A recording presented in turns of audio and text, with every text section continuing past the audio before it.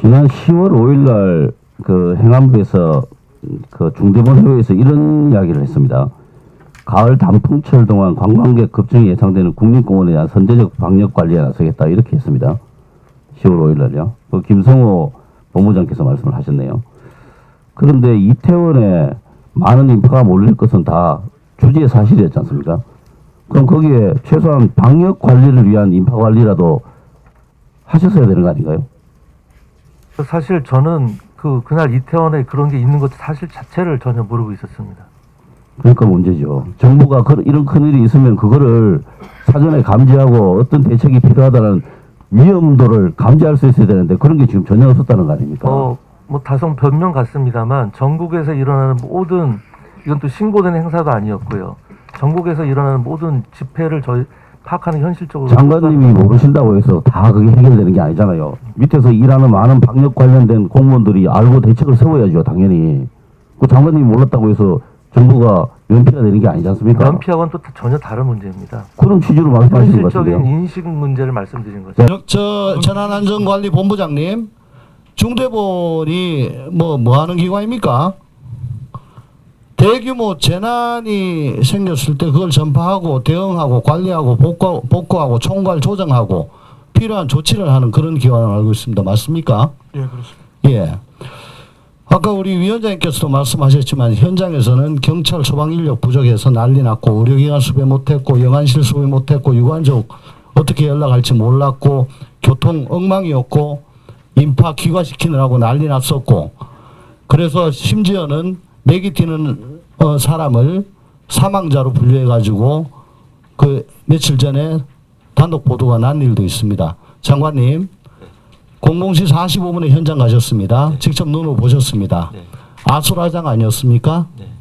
그러면 이게 총각을 다투는 일이 아니었습니까? 제가 봤을 때는 상당히 이제 상황이 어느 정도 수습이 되는 상황이었고요. 아니 그때 당시에 네. CPR하고 뭐 저 현장에 아수라장이 아니었습니까? 그 당시는 그런 상황 아니었습니다. 그러면은 네. 02시 30분에 총리를 본부장으로 하는 중대본이 설치됐습니다. 시간이 훨씬 더 지났습니다. 네. 다시 더 그러면 총각을 다투는 일이 생겼나요?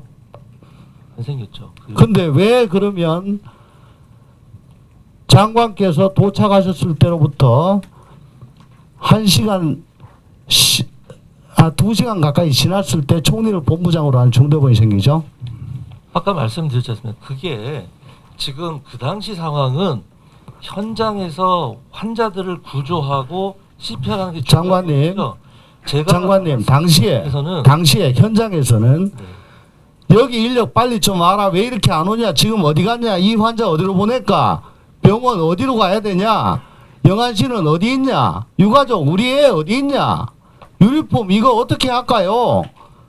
한마디로 이걸 갖다가 교통정리를 해줄 사람이 없었어요. 그러니까 그건 중대본 설치하고 무관한 일입니다. 아닙니다. 이걸 중대본에서 중대본은 그 현장에서 대통령의 모든 정권을 갖고 있는 사람이라고. 그러니까 중대본의 이걸 어떻게 할까요? 라고 하면 그 중대본에서 그걸 지휘를 다 해줘야 됩니다. 그렇게 하는 게 아니라니까요. 그거 아닙니까? 아닙니다. 그렇습니까? 제가 잘못 알고 예, 있습니까? 그렇습니다.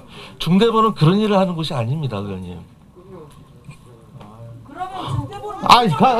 가만히 계세요. 그러면 눈 좀 온다고 중대본 만들고 하여간 시시콜콜한 거 중대본 다 만듭니다. 그런 거 왜 만듭니까? 의 경우에는 예측이 가능이 되기 때문에 예측 가능한 거는 중대본 만들고 지금 벌어져 가지고 아수라장이 벌어지고 국민이 죽어가고 있고 지금 저 인력이 막 뒤엉켜 가지고 난리가 나고 있는데 그거는 현장 수습에서 현장 지휘관이 해야 되는 일이라니까요. 저 몇 번 말씀드렸으니까. 현장 지휘관이 지금 누군지 그걸 정리를 해줘야 될 필요가 있잖아요. 그러면요. 자, 재난안전관리본부장님, 이거 지금 중대본이 필요한 상황이라고 생각하세요, 안 하세요? 일단은 현장에서 현장의 그 총괄 지휘관들이 역할을 잘하는 게 그러면 자 마지막으로 묻겠습니다. 2시 반에 총리 본부장으로 하는 중대본을 뒤늦게 만든 이유는 뭡니까, 장관님? 아까 말씀드린 난못 들었어요. 중대본을 만드는 것은 못 들었어요. 뭐냐면요.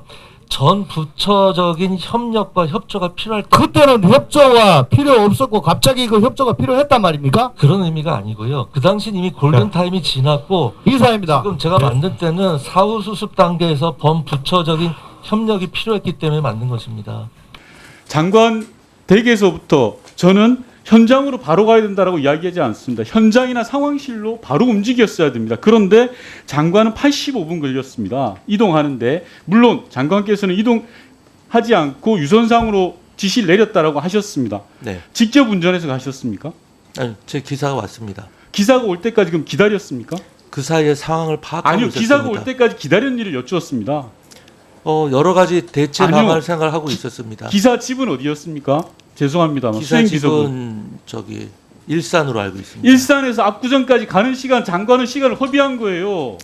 제 말 저는 그렇게 들어보십시오. 생각하지 않습니다. 만약에 저라면 통상적인 사람이라면 택시라도 타고 가면서 지시를 내리면서 갑니다. 상황실로 가든 현장으로 가든 그 시간에 수행비서를 기다리고 있기 때문에 80분이라는 시간이 낭비하신 거예요. 장관은 이 부분은 아무렇지도 않게 넘어가는데요. 이런 게 문제입니다. 안전에 대한 불감증인 거예요. 이 저는- 시간 동안 참사 현장에서는 많은 국민들이 죽어가고 있었던 겁니다. 아시겠어요? 이 시간은 이미 골든타임이 지난 시간이었고요. 의원님하고는 생각을 조금 달리합니다.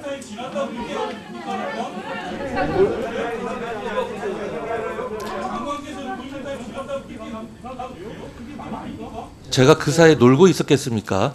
의원님? 한번 상식적으로 한번 생각을 해보십시오. 누굴 기다리고 있는 게 아니라요. 저 나름대로는 여기저기 전화하면서 상황을 다 파악하고 있었던 것입니다.